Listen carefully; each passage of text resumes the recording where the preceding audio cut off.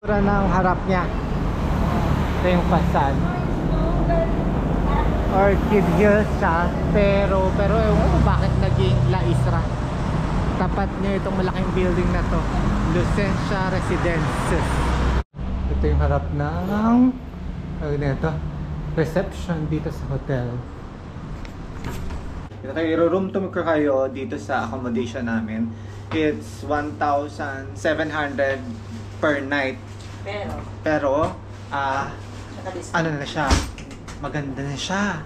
Sa booking.com, ayan no, room tour ko kayo. May one single bed and double bed.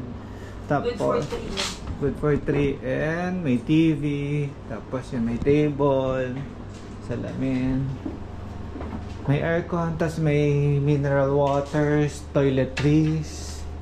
Tapos yun, may hangiran. Tapos ito yung CR. Yan, may salon na yan. Oh. Yan, regular CR na. Tapos may towels ng kasama. Tapos ganito yung labas na. Pwede kang mamlatcha dyan. Yan.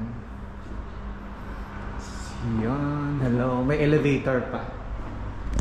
Ay, ang pangalan nitong hotel is La Isla Orchid Hotel or La Isra at KL. So yun. Bye.